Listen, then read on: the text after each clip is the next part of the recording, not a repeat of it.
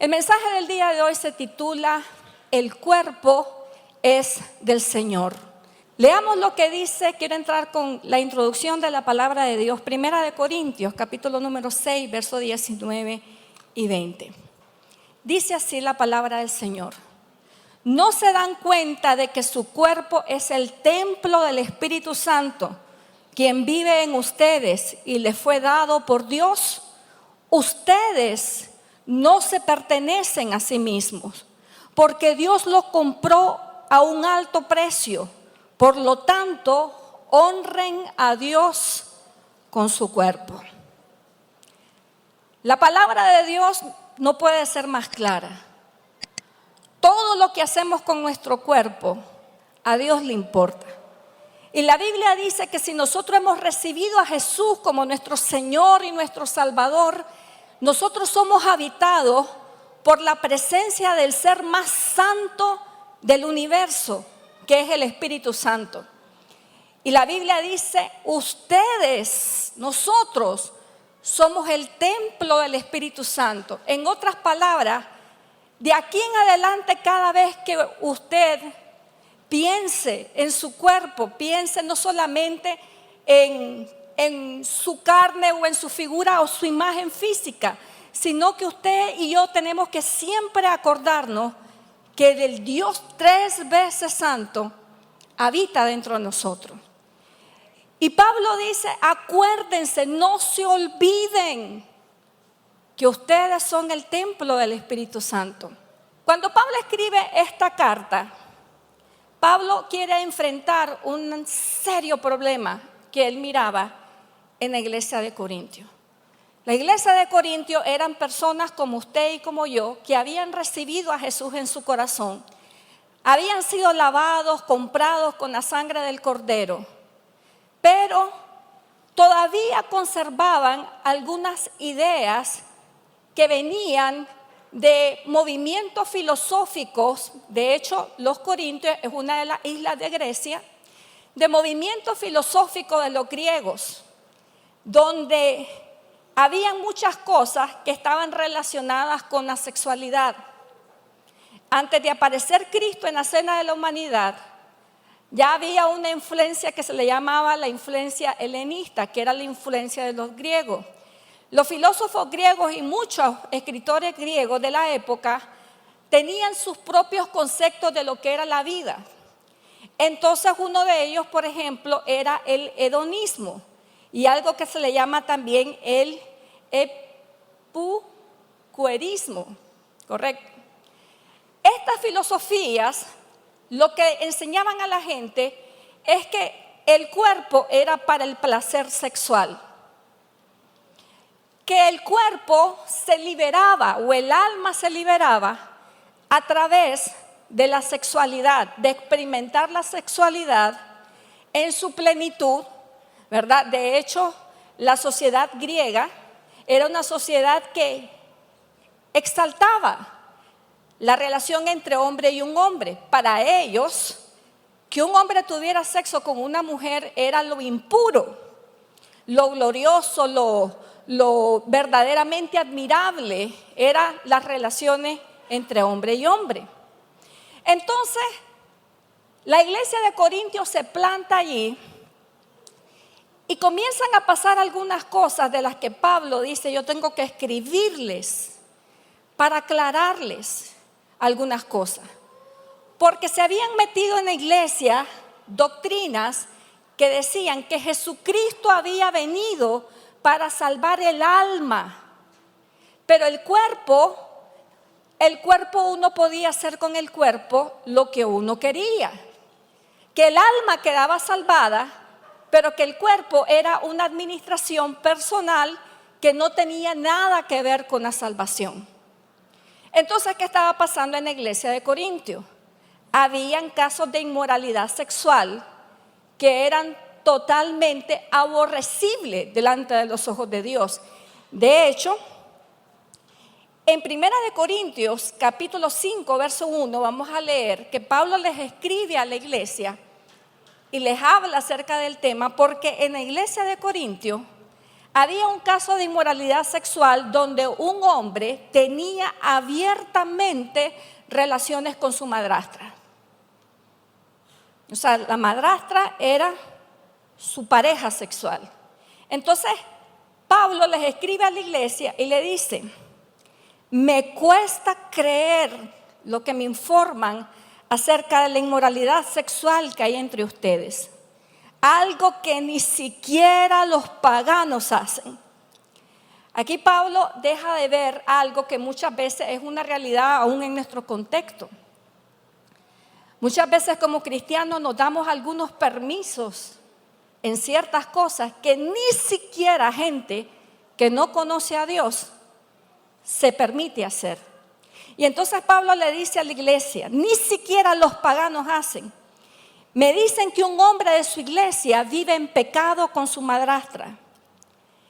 Y Pablo le dice: ustedes, y lo peor todavía, es que ustedes se sienten orgullosos de que tal individuo sea parte o miembro de su iglesia. Y Pablo comienza allí a decirle a la iglesia las medidas de disciplina que tienen que tener con casos de inmoralidad de esa categoría. Entonces, la iglesia de Corintios estaba atravesando una confusión espiritual, porque ellos creían que ellos eran salvos por creer en Jesucristo, pero al mismo tiempo ellos tenían libertad para hacer con su cuerpo lo que ellos quisieran. Entonces Pablo les escribe, si usted lee 1 Corintios capítulo 5 y capítulo 6, Pablo les tiene que ser específicos en qué cosas son las que ellos estaban practicando, que como cristianos ahora no se puede practicar más. Porque cuando uno le entrega su vida a Jesús, tiene que haber un cambio. Tiene que haber un cambio de vida, un cambio sobre todas las cosas en nuestras normas éticas y morales. Hoy en día nosotros vemos también muchas personas que entregan su vida al Señor y por alguna razón ellos creen que están viviendo bien delante de Dios, pero están practicando cosas que la misma Biblia les dice que no se deben de practicar. Entonces Pablo toma el tiempo en 1 Corintios capítulos 5 y 6 para aclararle a la iglesia las prácticas que ahora como creyente no podemos tener. Entonces, lo primero que Pablo les escribe a la iglesia es que nosotros como creyentes tenemos que honrar a Dios con nuestra vida sexual. Tenemos que honrar a Dios en nuestra sexualidad. No, mi hermano, no se puede ser creyente y vivir en, como Pablo le decía a la iglesia, en fornicación. ¿Qué significa fornicación? Significa toda relación sexual que no está bajo la sombría del matrimonio. La Biblia dice: honroso sea en todo el matrimonio y el lecho sin mancilla. Y esa es una de las primeras cosas que Pablo aclara. No se puede tener una relación con Cristo y practicar adulterio. No se puede tener una relación con Cristo y todavía convivir sexualmente sin estar casado con una persona. No se puede todo esto, y Pablo le da la lista: ustedes no pueden hacer esto. Y miren lo que dice en 1 Corintios capítulo número 6 verso 13. Ustedes dicen: la comida se hizo para el estómago y el estómago para la comida. Eso es cierto, aunque un día Dios acabará con ambas cosas, le dice Pablo. Pero ustedes no pueden decir que nuestro cuerpo fue creado para la inmoralidad sexual. El cuerpo fue creado para el Señor. Y lea conmigo la última parte, léalo en voz alta, ¿qué dice? Y al Señor le importa nuestro cuerpo. Lo que usted y yo hacemos con nuestro cuerpo, a Dios le importa. No podemos decir: no, pero es que esto es así. Y hoy se ha normalizado tanto las relaciones fuera del matrimonio que usted hasta podrá escuchar argumentos tan tontos como: hay que probar si primero nos llevamos bien para después vamos a ver si nos casamos. ¿Y sabe qué es lo triste? Es que la mayoría de esas pruebas terminan en fracaso.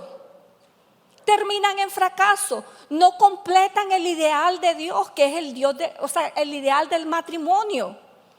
Toda la gente que se atreve a probar, a ver si nos casamos o si no nos casamos, ¿sabe cómo termina? Separados. Porque Dios hizo el matrimonio para que la pareja tuviera compromiso, para que la pareja fuera amparada por el compromiso del matrimonio. De lo contrario, los seres humanos podemos llegar a ser tan liberados en este tema que no importa cuántos años uno viva con una persona y le haya entregado la vida a esa persona. Si uno no está casado, la persona siempre se va a sentir libre. Un hombre había vivido sin casarse con su mujer por más de 20 años. Ni ella ni él se querían casar. Ellos decían, no creemos en el matrimonio. Y no se casaban. Entonces ellos decían, no, lo que importa es el compromiso, lo que importa, y todos los argumentos que da la persona que no honra al Señor con el matrimonio.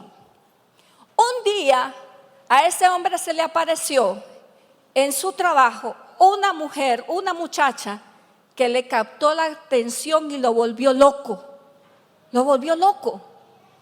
Pero la muchacha fue viva, más viva que la esposa. Y le dijo, yo no me voy a la cama con usted si usted no me firma primero un papel. ¿Y saben lo que hizo él? Se le olvidó los 20 años que había vivido con su mujer y los hijos que tenía con ella y le firmó. A los 2 meses la luna de miel se le acabó porque las emociones, el enamoramiento y todas esas cosas, la atracción sexual y física que uno tiene con otras personas es bien pasajero. Los expertos dicen que los enamorados que baten récord, sintiendo las mismas cosquillas en el corazón de amor y enamoramiento por otra persona, los que baten récord, dice de que lo experimentan 2 años, lo máximo. El resto del tiempo, todo lo que une a una pareja es compromiso, es una decisión de estar junto a ella. Y entonces a él pasan los 2 meses, ¿verdad? Y se despierta de su ensueño y dice, ¿qué hice?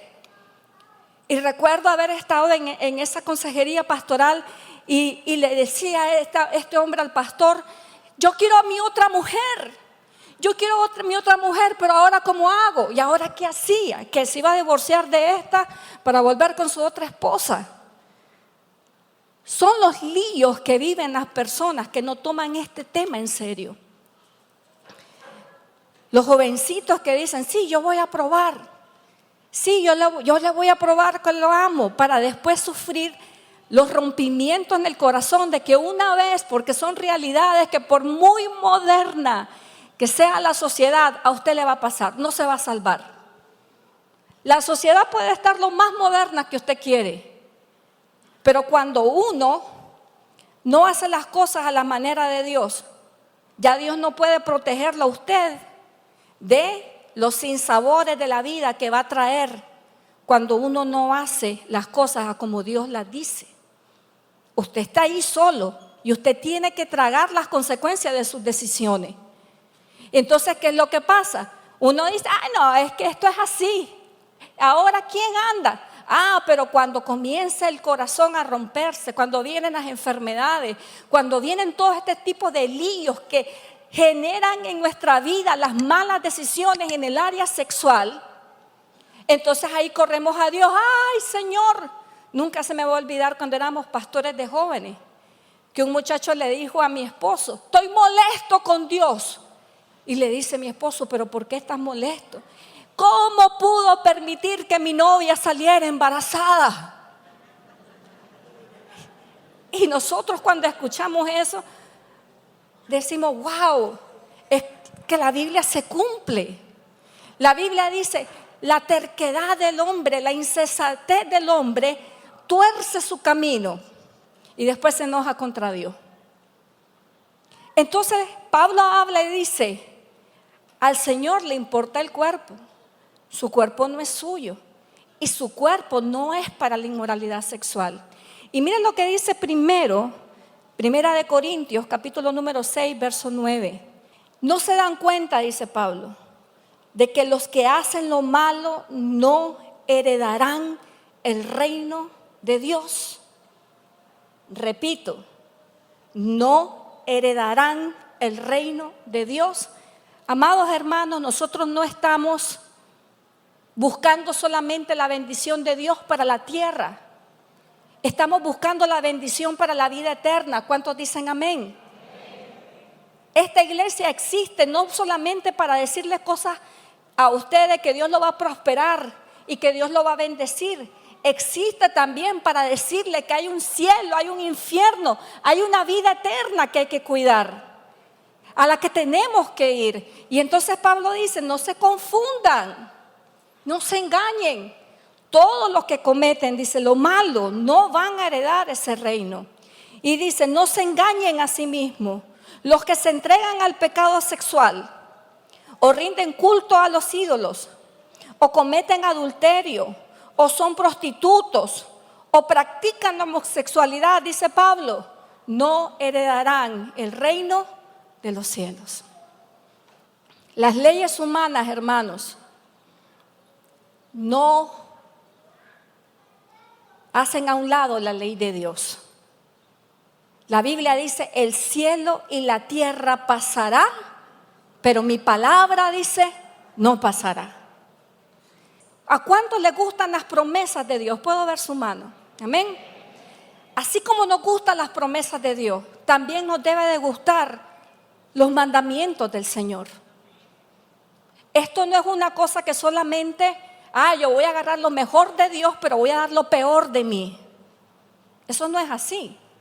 Y Pablo también, teniendo problemas con otra iglesia, le escribe a Timoteo, uno de sus pastores en una de las iglesias, porque habían entrado un grupo de mujeres que su vestimenta decía, ¿verdad?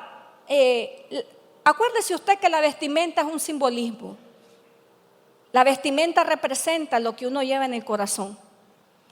Y había entrado un grupo de mujeres en la iglesia que lo que decía es, aquí yo vengo con otras intenciones, pero escuchar la palabra de Dios.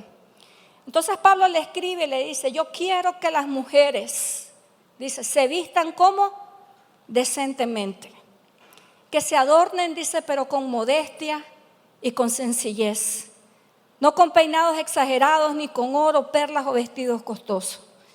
Pablo habla de esto porque esto era un problema dentro de la iglesia. La mujer cristiana no se distinguía de la mujer mundana. Entonces Pablo dice, tiene que haber una diferencia. Ahora, yo fui una muchacha que mi juventud la pasé dentro de una iglesia. Y las iglesias a donde yo asistía eran bien ortodoxas. Y yo recuerdo que, por ejemplo, nuestros pastores nos decían que no podíamos usar pantalones, no podíamos usar el pelo corto, no podíamos usar aretes, no podíamos usar maquillaje, la falda tenía que ser larga y todo eso. Y yo me sometí a todo eso. Pero yo era jovencita y yo no me quería ver anticuada, yo no me quería ver fea. Pero yo decía, yo tengo que hacer esto porque es así como me lo enseñan, yo lo tengo que hacer así. Pero recuerdo que un día yo trabajaba para una empresa, tenía 21 años, pero ya era como jefa de un pequeño grupo de personal. Cuando en eso entra una de las personas que nos daba, uno de los proveedores de servicio de la empresa, en ese entonces yo tenía un asistente que tenía como 20 años, yo tenía 21 y mi asistente tenía 20 años. Cuando llega este proveedor, me dice, Aida, me dice, mi primer nombre es Aida. Me dice, Aida, esa muchacha que está en recepción es tu hija. Qué linda, me dice.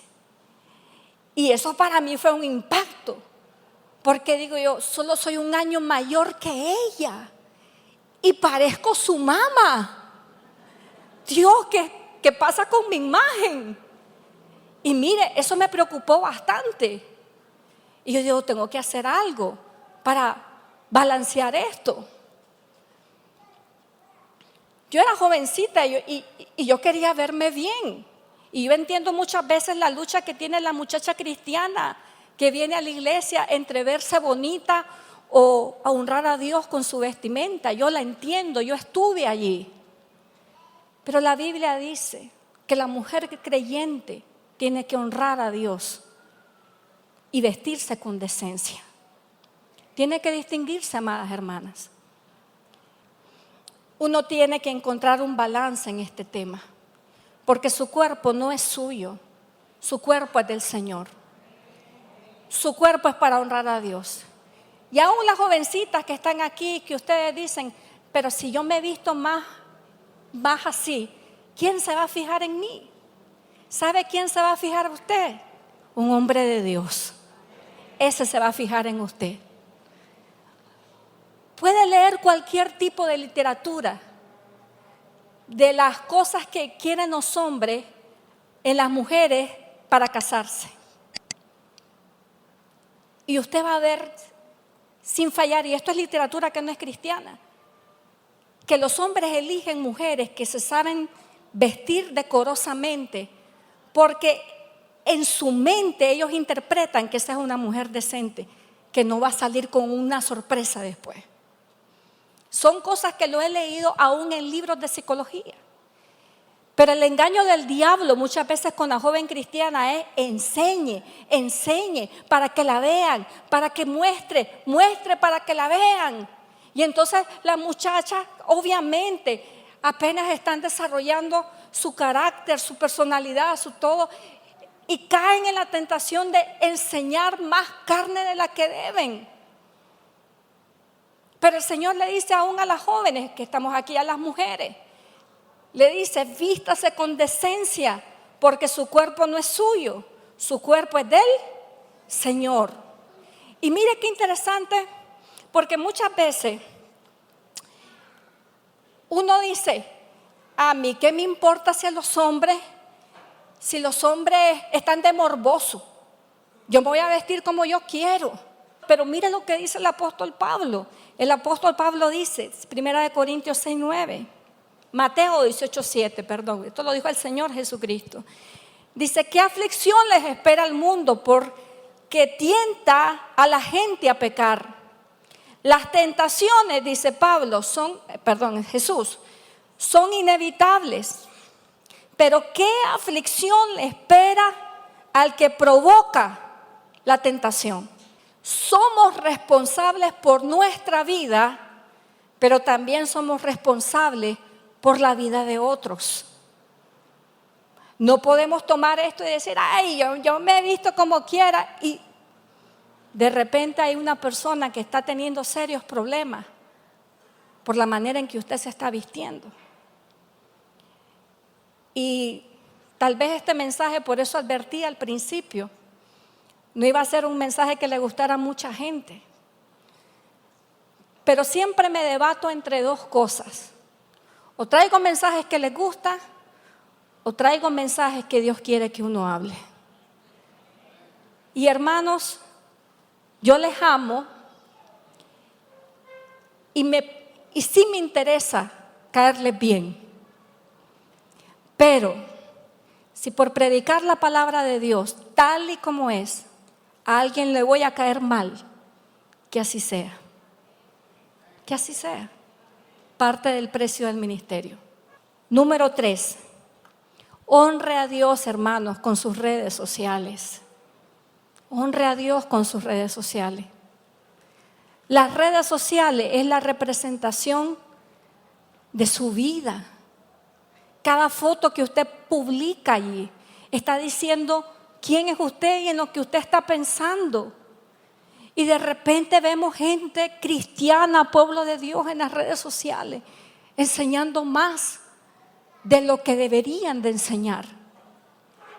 Y muchas veces me da un poco de gracia realmente, Porque veo fotos en las redes sociales de mujeres enseñando todo y la descripción dice: el Señor es mi pastor, nada me faltará.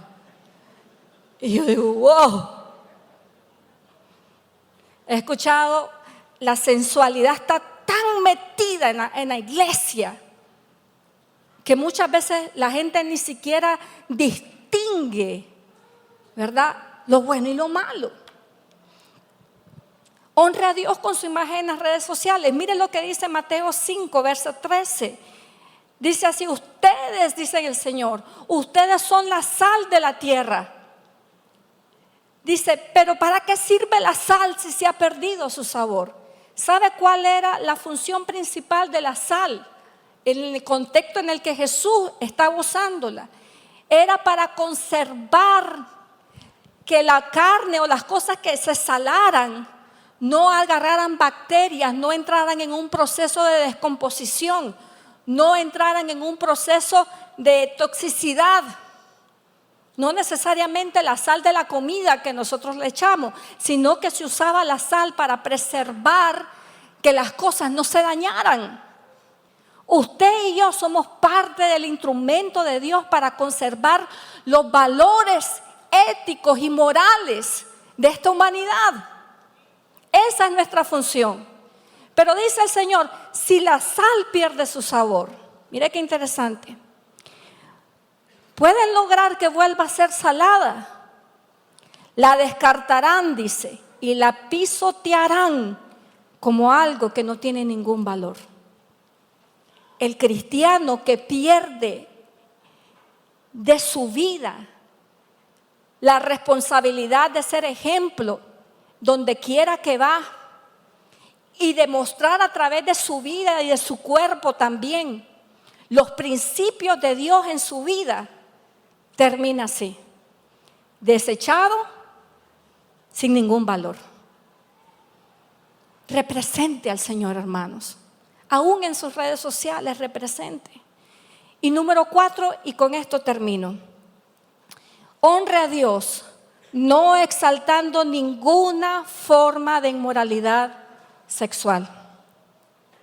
¿A cuánto les gusta la música? ¿Puedo ver su mano? A mí me gusta la música. Somos seres musicales.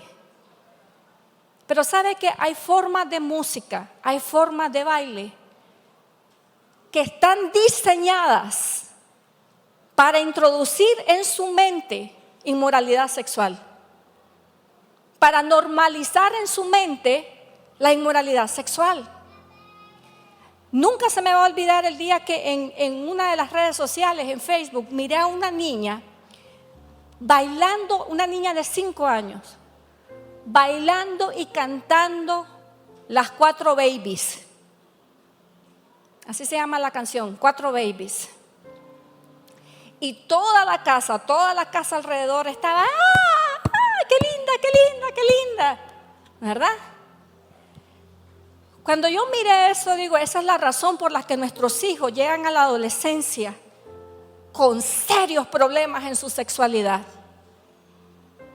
¿Usted cree que esto no es serio? Esto es serio. Pero ¿desde cuándo se comienza a entrenar la mente para ser una persona muy abierta en el área sexual? Desde chiquito. Bailando las 4 babies, cantando cosas. Yo ya me acuerdo que yo iba en un gimnasio, me ponía a hacer ejercicio, pero todo el tiempo estaba una canción, todos los días sonaba una canción que decía: eres demasiado niña para empezar a amar. Dice, no me acuerdo del resto, pero al final decía: solo tienes 13 años y no sabes besar. Y era un hombre viejo el que cantaba eso. Porque eres demasiado niña para empezar a amar. Y yo me tuve que salir de ese gimnasio porque yo, no, hombre, todos los días esta cosa. Imagínese a alguien que está escuchando y escuchando todo el tiempo. Hay que acostarse, empieza a amar, aquí y allá. Para cuando ya son adultos, han consumido tanto material sexual, tiene tanta grabación sexual en la mente, que no pueden cerrar los ojos porque ya tienen imaginaciones pornográficas en la cabeza. No pueden hacer así porque ya las imágenes comienzan bam, bam, bam, bam. La mente trabaja así. ¿Pero qué lo llevó a ese punto? El consumo de material que glorifica la sexualidad. Por eso como último punto puse, honre a Dios, no exaltando ninguna forma de inmoralidad. Porque muchas veces uno, hermano, no tiene paz mental y solo se vive imaginando cosas sexuales en la cabeza. ¿Sabe por qué? Por la música que uno escucha, por la música que uno canta, por las novelas que uno está viendo. Y de repente usted dice, yo quiero tener comunión con Dios, yo quiero orar. Y hay gente que dice, pero no siento la presencia de Dios. ¿Cómo va a sentir la presencia de Dios, hermano? Si pasa 24 horas consumiendo mundanidad y usted cree que se va a arrodillar y en 10 minutos va a sentir la presencia de Dios, eso no pasa así. Pero honre a Dios con su cuerpo. Amados hermanos, les tengo una gran noticia. La Biblia dice, yo honro a los que me honran. Usted honra a Dios en su vida y Dios lo va a honrar a usted. Dios lo va a honrar a usted.